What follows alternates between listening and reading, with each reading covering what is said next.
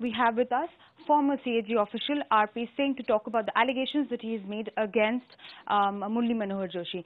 Sir, my first question to you is that you have said that several CAG officials went to meet Murli Manohar Joshi on Good Friday. Can you just reveal the name of the officials who went to meet him? Himanshi, I did not say anything about this. Some people asked me, did you go to Mr. Murli Manohar Joshi's house?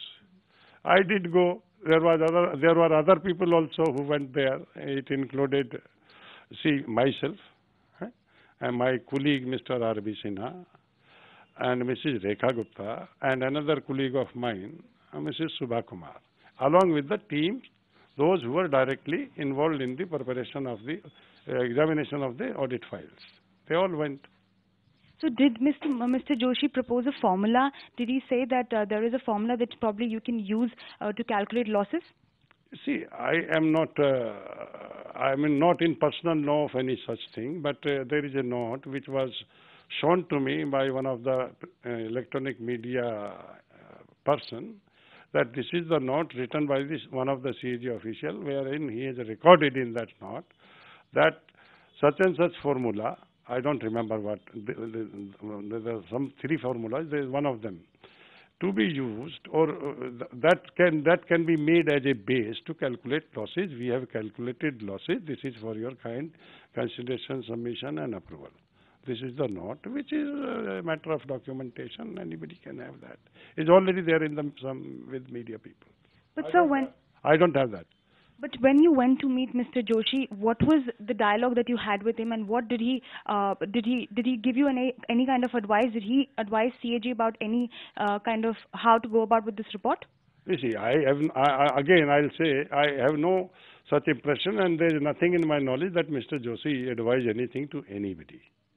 So what kind of compulsions are you talking about when you said that you were forced to sign the draft report? There were certain kind of compulsions that were there. Himanshi, in a bureaucratic setup, superior officers gives you something to be done, in a written order is passed and to ask you to do a particular thing. You can't call it compulsion. This is like a situation wherein your superior officer is asking you to execute something. Did you ever write a note of dissent, or did you ever mention it to your superior officers that you disagree with certain points being made? You see, Himanshi, there are 2 things. My party was reporting to Deputy CAG Report Center as well as to me. After a particular period, they were directly reporting to the Deputy CAG. Okay? That team drafted a report, submitted it to me for my consideration. So I chose up those figures of losses from that report and deleted them. I selected those figures and deleted them. While forwarding my version of report after deleting these figures from the draft audit report, I stated reasons for each and every deletion for 3 sets of figures of losses. Okay? And sent that version I sent for the consideration and approval of the superior authority in the office of CAG. Thereafter, they revised, they added, deleted, whatever they did, and final version was prepared. It was sent to me with written direction that this is the final report. You issue it for the eliciting the views of the concerned ministries. Through a DO letter, I forwarded these final version, vetted as such and shaped and structured by the Deputy CAG at that point of time.